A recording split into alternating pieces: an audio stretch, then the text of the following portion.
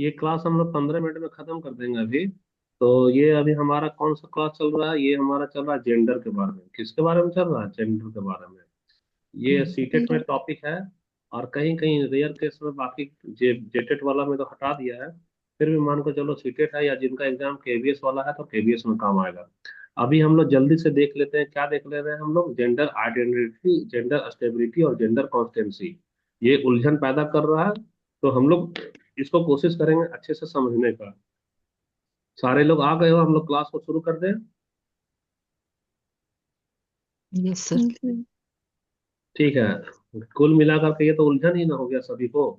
तो देखो, सबसे पहले हम लोग हल्का सा एक एग्जांपल दे रहे हैं ना। एग्जांपल में मान लो कोई एक बच्चा है। कितने साल का? 3 साल का है। 3 साल का बच्चा है। तो 3 साल का बच्चा है, वो आईना में गया। आईना में खड़ा होकर के और देखता है। तो देखता है तो मम्मी को पूछता है, मम्मी क्या हूं मैं? तो मम्मी बोलती है, बेटा तुम तो लड़का हो। तो वह क्या किया? आईना में गया, खड़ा हुआ और खुद से बोलता है, मैं एक लड़का हूँ। मैं एक लड़का हूँ।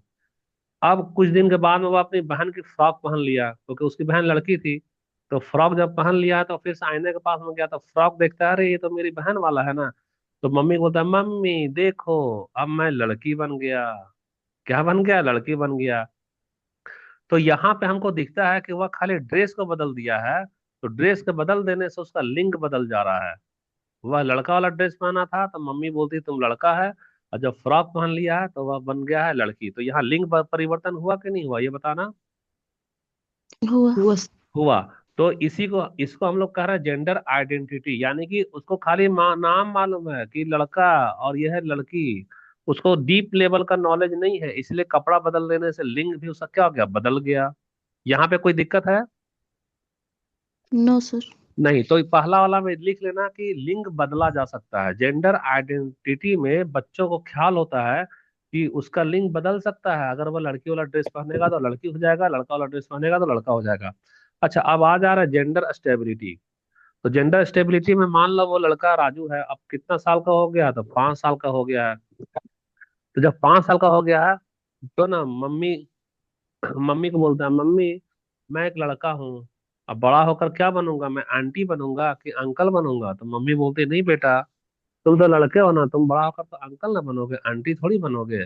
तब लड़का आईने के पास गया और खड़ा हो गया और आईना में खुद को देखा। तो बोलता है, मैं लड़का हूँ, बड़ा होकर अंकल बनूंगा। तो लेकिन ना जब धीरे धीरे क्या हुआ कि वो 2 महीना 3 महीना ना ठंडी का दिन था, बाल नहीं कटाने गया। बाल नहीं कटाने गया तो उस लड़के का बाल कैसा हो गया? लड़की के जितना लंबा लंबा बाल हो गया। तो लड़की के जितना जब लंबा लंबा बाल हो गया तो कोई उससे पूछता है कि अगर तुम लंबे बाल रख लो तो क्या, कैसा लगोगे? तो लड़का मन ही मन सोचता है, अरे मैं तो लड़का हूँ, मैं तो बड़ा होऊंगा तो मैं अंकल बनूंगा ना। लेकिन अगर मेरे बाल लंबे हो जाएं तब शायद मैं भी लड़की बन जाऊं। क्या सोचने लगा? मैं भी लड़की बन जाऊं। तो यह एग्जाम्पल क्या दिखा रहा है? यह एग्जाम्पल दिखा रहा है कि देखो, लिंग अभी भी उसका स्थिर है। वह जान रहा है कि हम लड़का और बड़ा होकर अंकल बनेंगे। लेकिन उसको कंफ्यूजन हो रहा है। क्या कंफ्यूजन हो रहा है? कि अगर बाल मेरा बड़ा हो गया तो हम लड़की बन सकते हैं, या अगर हम अपनी बहन का ड्रेस पहन लेंगे तो हम लड़की बन सकते हैं। अभी वह 50-50 पे है। हल्का सा तो पता तो है कि लड़का बड़ा होकर अंकल बनेगा, लेकिन अगर बाल बड़ा हो जाए तो वह लड़की भी बन सकता है। अभी यहाँ उसको कंफ्यूजन हो रहा है। ये किस में चला जाएगा? जेंडर स्टेबिलिटी में चला जा रहा है।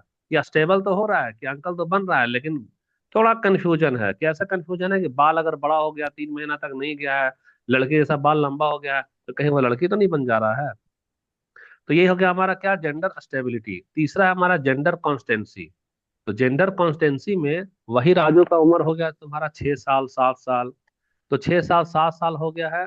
या मान लो अभी हम ही लोग 10 साल 12 साल के हो गए हैं, या 20 साल 40 साल के हो गए हैं ना। एक एग्जाम्पल दे रहे हैं बच्चे का ही, तो चूंकि बच्चे का पेडागोजी है। तो जब 7 साल का हो गया है तो राजू का बाल पूरा लंबा हो गया, लड़की के जैसा लंबा हो गया है।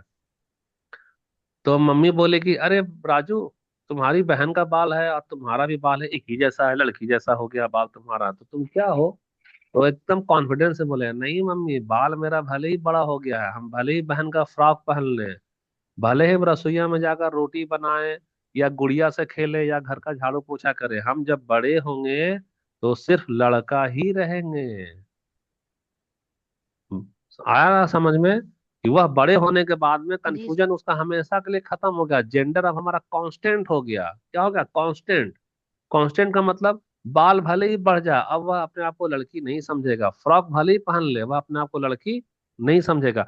यहाँ से लिंग पूरी तरह से अस्थायी हो जाता है, और वह यह मान लेता है कि रूप बदलने से, कपड़े बदलने से या घर का काम वाम करने से उसका लिंग नहीं बदलेगा, लिंग अब उसका अस्थायित्व हो गया।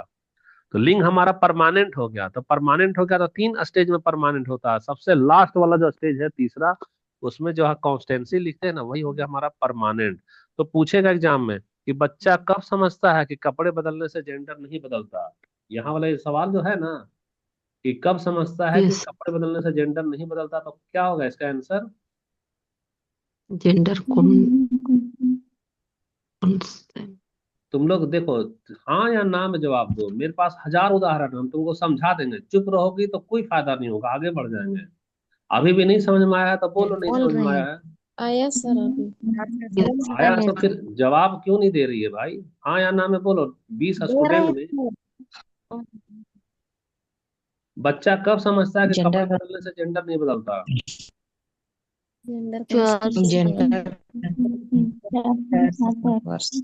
कौन सी स्टेज में? फिर कौन सी है? अच्छा, आज का जो जेंडर आधुनिक जमाना है, आधुनिक जमाना में तुम हमको एक ऐसा उदाहरण दो, एक ही उदाहरण दो जिसमें हमको झलक जाए कि यहाँ जेंडर आइडेंटिटी है, जेंडर स्टेबिलिटी है और जेंडर कॉन्स्टेंसी है। कौन है सर? मतलब हम एक नया उदाहरण मान, अभी तो हम राजू वाला उदाहरण दिए थे ना तुम लोगों को, एक छोटा सा बच्चा वाला दिए थे ना। जी। एग्जाम में आना ही आना है, अगर यहाँ नहीं जवाब देगी तो एग्जाम में गलत करेगी, याद रखना। बहुत बार पूछता है, हर बार पूछता है ये। जेंडर आइडेंटिटी और जेंडर तुम्हारा स्टेबिलिटी और जेंडर हमारा कॉन्स्टेंसी। कौन सी है सर? देखो, जेंडर जेंडर आइडेंटिटी में क्या होता है बता सकती हो? उसमें सर जानता है जी बस मैं सर। लड़का हूँ और मैं वो लड़की है, बस जानता है इतना। बच्चे इतना समझ पाता है कि हम लड़की है, लड़की है और मुझे लड़का पता है। है हम लड़का है, मतलब हम लड़की है, देखो लेकिन तुम मीनिंग समझ तुमको में ना नहीं हम ना एक नया उदाहरण देते हैं, हम लोग एक नया उदाहरण दे रहे हैं। मान लो कोई लड़का पहली बार फेसबुक चला रहा है, तो बहुत ऐसा धोखा खाए हो ना कि एक लड़का और लड़की का आईडी बना लिया है और चैटिंग किए जा रहा है। ऐसा रियल लाइफ में हुआ है कि नहीं तुम हाँ, लोगों के साथ में? हुआ है हुआ सर है हमारे सर। साथ। बस होता बस है बस सर। वो है जेंडर आइडेंटिटी। जो धोखे का शिकार हुए है ना, लड़का वो है और बन गया है लड़की और चैटिंग किए जा रहा है। यानी पहला स्टेज है वह हाँ, जेंडर आइडेंटिटी है। लड़की का आईडी देखा है तो मान लिया कि ये तो लड़की है। ये क्या है? लड़की। देखो, ये वाला उदाहरण लड़की शायद है। समझ में आ जाएगा। जो फेसबुक चलाता है, हम लोग अपने कॉलेज के जमाने में ऐसा करते थे। हमारा ही जूनियर था, एक अमित नाम का लड़का था। तो हम खुद अपना आईडी बनाए थे, एक लड़की के नाम से आईडी बना लिए थे और अमित के साथ में चैटिंग करते थे। तो अमित समझ नहीं पाया कि हम क्या है, एक लड़का है। वह खाली आईडी देखा कि लड़की का है तो वो लड़की समझकर बात कर रहा था। तो ये क्या इसका किसका एग्जाम्पल हो गया? जेंडर आइडेंटिटी जेंडर का। जेंडर जेंडर आइडेंटिटी का, कि वह लड़की का आईडी देख कर लड़की ही मान लिया, उसको खाली इतना मालूम लड़का और लड़की, अभी डीप लेवल पर तो नहीं जान रहा है। धीरे धीरे अमित को शक जी। होने लगा, जेंडर स्टेबिलिटी में आने लगा। ये मैसेज करने वाला कोई लड़का है क्या? लेकिन अभी भी कंफ्यूजन में है। अभी भी कंफ्यूजन में क्यों है? क्योंकि आईडी तो लड़की का देख रहा है।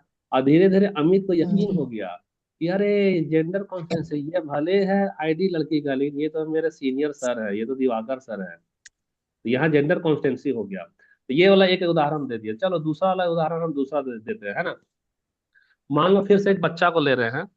बच्चा आया है, मोबाइल में देखता है, इंस्टाग्राम में देख रहा है, रील देख रहा है। तो रील बहुत से लोग बनाते हैं ना, तो वो भी बच्चा क्या किया, हाँ, अपनी मम्मी का लिपस्टिक लगा लिया। लिपस्टिक लगा कर एक वीडियो बनाया।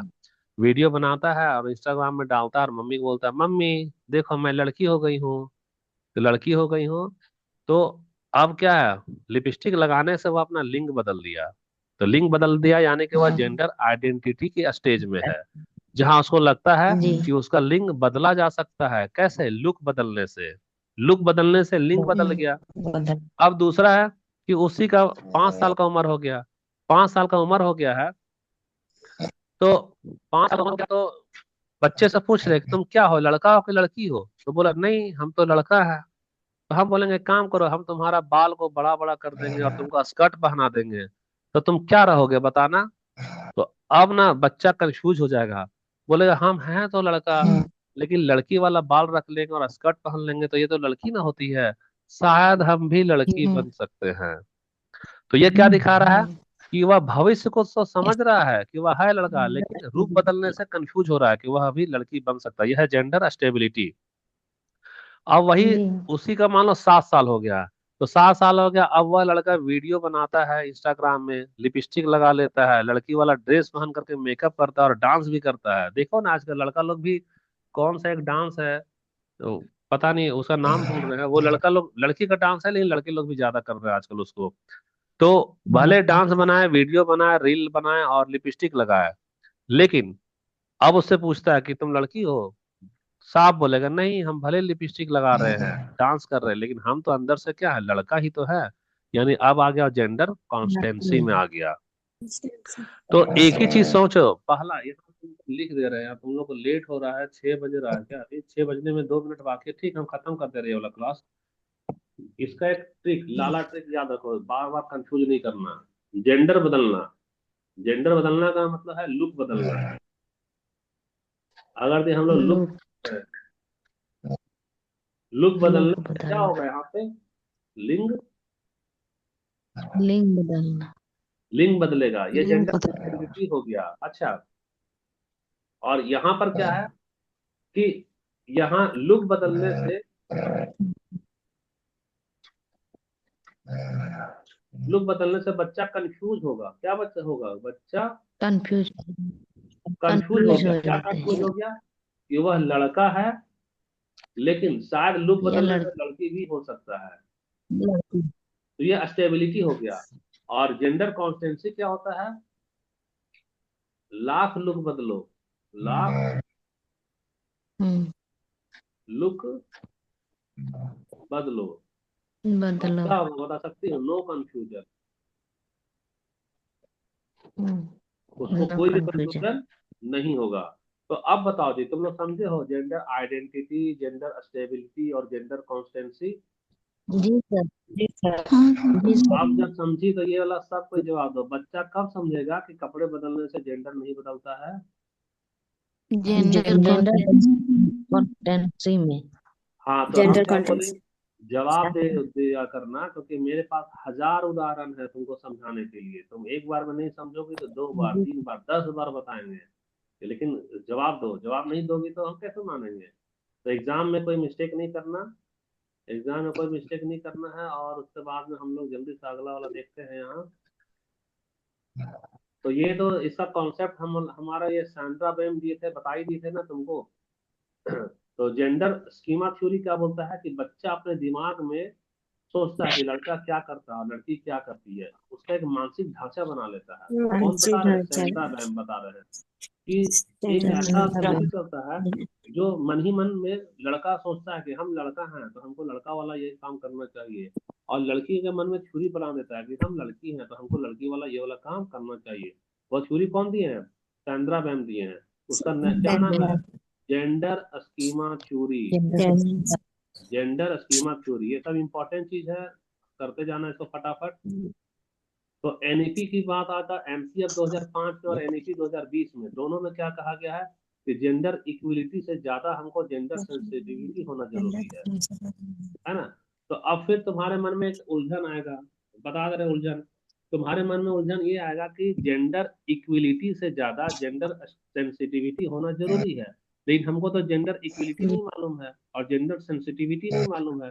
तो जरा बता दो, जी, जेंडर इक्वलिटी क्या होता है और जेंडर सेंसिटिविटी क्या होता है?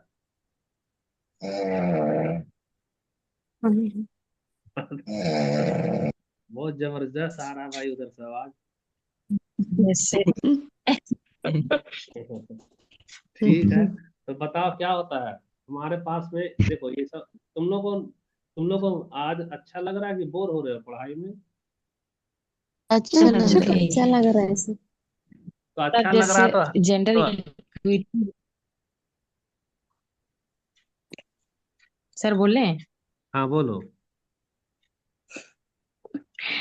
जेंडर इक्विटी में जैसे कि डॉक्टर डॉक्टर में एक महिला भी है, एक पुरुष भी है, जेंडर हम्म, इक्विटी होगा।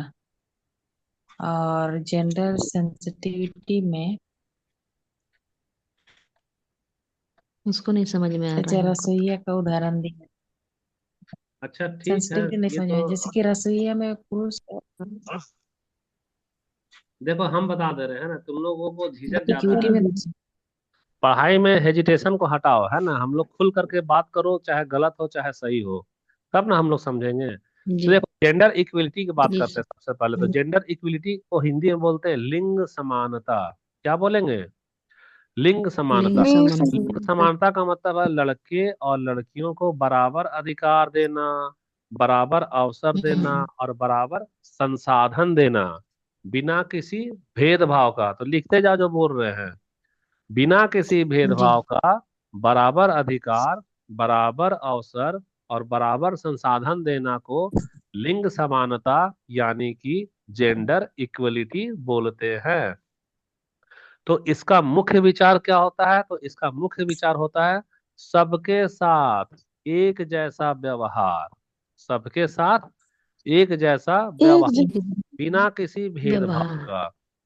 जैसे कि बिना किसी। स्कूल हम खोले हैं आव्या क्लासेस, तो आव्या क्लासेस में एडमिशन हम लोग लड़के का भी दे रहे हैं और लड़कियों का भी दे रहे हैं। तो दोनों को लिए हम लोग हाँ, समान शिक्षा का अधिकार दे रहे हैं ना, तो ये हो गया जेंडर इक्वलिटी हो गया। बिल्कुल। दूसरा है कि अगर फीस ले रहे हैं तो जितना फीस लड़के से ले रहे हैं उतना ही फीस लड़की से भी ले रहे हैं, ये भी हमारा जेंडर इक्वलिटी हो गया। तीसरा, मान लो कि हम लोग सैटरडे को टेस्ट लेते हैं, पेड टेस्ट ले रहे हैं या क्विज ले रहे हैं। जो भी क्विज भेज रहे हैं वह लड़कियों को भी दे रहे हैं और वो लड़के को भी दे रहे हैं। तो हम लोग क्या दे रहे हैं? समान अवसर दे रहे हैं। और मान लो हाँ, कि तुम ही लोग नौकरी में चली गई हो, नौकरी में चली गई हो, तो झारखंड सरकार मेल टीचर को वही सैलरी दे रहा है जो कि फीमेल टीचर को सैलरी दे रहा है, यानी कि समान वेतन दे रहा है। तो ये हो गया हमारा जेंडर जी इक्वलिटी हो गया। क्या हो गया? Gender equality. अच्छा, यहां तक तो कोई दिक्कत नहीं है। No sir. अच्छा, तो अब आ जाओ जेंडर सेंसिटिविटी क्या होता है। तो जेंडर सेंसिटिविटी का मतलब होता है लिंग से जुड़ी जरूरत, अनुभव या सामाजिक परिस्थिति, उसको देखकर व्यवहार को बदल लेना। कैसे व्यवहार को बदल लेना? जैसे कि मान लो अब ये जेंडर इक्विलिटी की बात करेंगे, तो एक स्कूल है वहां पर शौचालय नहीं है, वहां शौचालय नहीं है। तो जितने भी जिनको भी मान लो यूरिन करने जाना है तो हम लोग बोल देंगे जाओ भाई बगल का खेत है वहां चले जाओ। तो ये जेंडर इक्विलिटी हो गया कि लड़के भी जाएंगे और लड़कियां भी जाएंगी।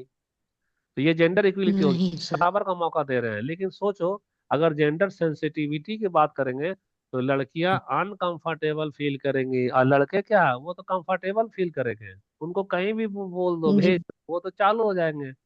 तो जेंडर सेंसिटिविटी में जी क्या आता है कि हम लोग लिंग से जुड़ा हुआ जरूरत को देखते हैं कि नहीं, यहाँ पर सेफ्टी किसको ज्यादा चाहिए, कंडीशन को देखें कौन सा कंडीशन में कैसा व्यवहार करना है।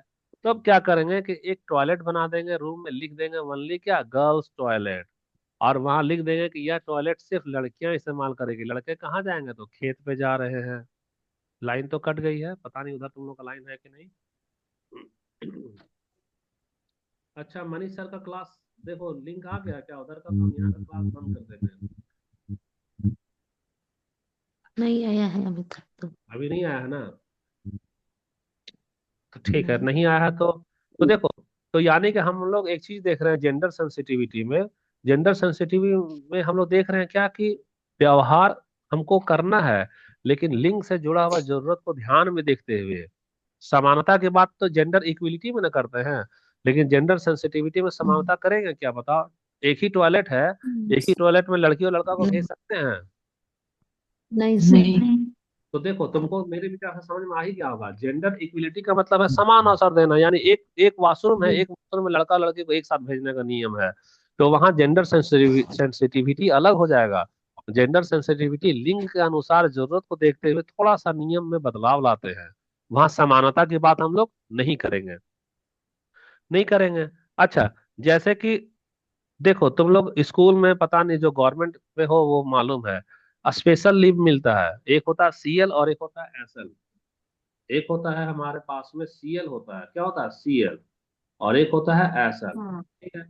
तो सीएल जो है सो जेंडर इक्विलिटी की बात करता है, जेंडर इक्विलिटी की बात करता है। तो हर एक मंथ जो है, हर महीने में हम लोग कितना सीएल ले सकते थे? 2 सीएल ले सकते थे। कितना सीएल ले सकते हैं? 2 सीएल। 2 सीएल में कौन लेगा भैया? तो ये मेल भी लेगा और फीमेल भी लेगा। ईमेल। अब स्पेशल एसएल क्या होता है? स्पेशल यहाँ है स्पेशल लीव। क्या है ये? स्पेशल। स्पेशल। तो स्पेशल लीव में याद रखना कि जो हमारे पास में जो फीमेल फीमेल। कंडीशन कौन है? फीमेल टीचर है। फीमेल टीचर है तो उनको मंथ में कितना मिलता था? ये दो तो सीएल है ही, 2 सीएल है ही, दो। और पीरियड के कारण अलग से उनको 2 एसएल दे रहा है। तो एसएल दे रहा है तो टोटल हमारा क्या हो गया? बता बता सकते हो? एक दिन में, सॉरी एक मंथ में, 4 हो गए। ये एक मंथ में हमारा 4 छुट्टियां हो गई। किसकी छुट्टियां हो गई? 4 छुट्टियां किनकी हो गई? 4। फीमेल स्टाफ की। तो ये जो एसल जो है, एसल हमारा कौन सा है बता सकते हो? ये है जेंडर सेंसिटिविटी। ये हो गया जेंडर सेंसिटिविटी। और जो सीएल है, सीएल बराबर अवसर देना, तो ये वाला हो गया हमारा जेंडर इक्वालिटी। अब आया समझ में? यूनिटी। जी जी सर। सर। हाँ, तो देखो ये तो आ गया हमारे पास में, ये वाला भी तो तुम लोग अब नहीं फंसोगे। तो अगर दे हम लोग लड़का और लड़की को एक ही मैदान में खेलने का अनुमति देंगे, तो एक ही मैदान में खेलने का अनुमति देंगे तो यह हो जाएगा हमारा क्या? जेंडर इक्वलिटी हो जाएगा। क्या हो जाएगा? Gender equality. लेकिन लेकिन मनुष्य आ देखो गया कुछ सर। लड़कियां मान लो कि खेल नहीं पा रही है। कुछ लड़की खेल नहीं पा रही है, क्यों? क्योंकि उसमें थोड़ा सा शर्म है, थोड़ा सा झिझक है, थोड़ा सा वो अपना सेफ्टी को देख रही है। तो टीचर बोलेंगे ठीक है बेटा, तुम लोग को मन नहीं खेलने का, तो तुम एक काम करो, मैदान में नहीं खेलो, जाओ अंदर कमरे में जाकर लूडो खेलो, चेस खेलो, हल्का वाला खेल खेलो। तो ये कहलाएगा जेंडर सेंसिटिविटी। ठीक। अब बताओ हमारे लिए जरूरी क्या है? जेंडर इक्विलिटी जरूरी है कि जेंडर सेंसिटिविटी ज्यादा जरूरी है? Gender sensitivity. सेंसिटिविटी। इक्वालिटी। देखो जेंडर सेंसिटिविटी ज्यादा जरूरी है। क्यों? क्योंकि ज्यादा अगर जरूर। समानता की बात करेंगे तो एक वॉशरूम में लड़का को भी भेजेंगे और लड़की को भी भेजेंगे, तो यह न्याय की जगह क्या हो जाएगा? अन्याय हो जाएगा। हमको हो संवेदनशीलता जाए। दिखाना है। तो संवेदनशीलता दिखाना है तो जेंडर सेंसिटिविटी ज्यादा जरूरी हो जाता है। तो इक्विलिटी तो जी कहता सर। है कि सबको एक जैसा नियम दो, लेकिन सेंसिटिविटी क्या कहता है? जिसकी जैसी जिनको जरूरत है उसको वैसा जरूरत है। दो। आया जी समझ में? जी सर। अच्छा ठीक है। तो देखो हम एक चीज बता रहे हैं, जेंडर इक्विलिटी में समान अधिकार रखेगा लड़का और लड़की, लेकिन जेंडर सेंसिटिविटी में जिसकी जैसी जरूरत है उसको वैसा व्यवहार हम लोग देते हैं। दूसरा, जेंडर इक्विलिटी में जो नियम होता है वह समान रखते हैं, फोकस करेंगे कि नियम हमारे लिए बराबर हो, लड़का और लड़की में कोई भेदभाव नहीं हो। लेकिन जेंडर सेंसिटिविटी में नियम बनाते समय हम लड़कियों का जरूरत को ध्यान में रखते हैं और लड़कों का भी जरूरत को ध्यान में रखते हैं। जेंडर इक्विलिटी में दृष्टिकोण पूछेगा कि दृष्टिकोण कैसा होता है, तो बोलना दृष्टिकोण एक जैसा रहेगा, लड़का लड़के में कोई भेदभाव नहीं करेगा। लेकिन जेंडर सेंसिटिविटी में दृष्टिकोण कैसा रहेगा? तो बोलना मानवीय दृष्टिकोण होता है, जिसकी जैसी जरूरत वैसा दृष्टिकोण रखते हैं। अगर ये हम लोग शिक्षा की बात करते हैं तो जेंडर इक्विलिटी शिक्षा में क्या बात कहता है? तो जेंडर इक्विलिटी शिक्षा में कहता है कि समान अवसर दो लड़का को और लड़की को। और अगर हम लोग शिक्षा के बारे में, जेंडर सेंसिटिविटी के बारे में पूछते हैं कि शिक्षा के मामले में जेंडर सेंसिटिविटी क्या कहता है, तो यह कहता है समावेशी वातावरण दो, यानी सब कोई उसमें समा जाए। यानी समावेशी का मतलब क्या होगा? इंक्लूसिव, जिसकी जैसा जरूरत है वैसा हम लोग उसको शामिल कर रहे हैं। उम्मीद करते हैं इसमें कोई दिक्कत नहीं होगा। नहीं नहीं सर। सर। नहीं आएगा कोई दिक्कत, ठीक है। तो कोई दिक्कत नहीं आएगा। अभी तक लिंक आया है क्या उनका, मनीष सर का? आ गया Yes. सर। आ गया? जी। जी। ठीक है, आ गया तो हम लोग क्लास में यहाँ पे खत्म कर रहे हैं ना, खत्म कर रहे हैं। जी और तुम लोग का अटेंडेंस, ये क्या बोलते हैं, ले लो देवराज जल्दी से अटेंडेंस इन लोग का। ले लिया सर, भेज दिया ले लिए हूँ। हो? तो ले लिए हो तो हाँ ठीक है, सर। तुम लोग मनीष सर का क्लास करो, हम क्वेश्चन उसके बाद में देंगे, है ना। क्लास खत्म होने के बाद भेज देंगे जी क्वेश्चन। तब तक के लिए टाटा बाय बाय। जी बाय बाय जी सर। सर। Yes, sir.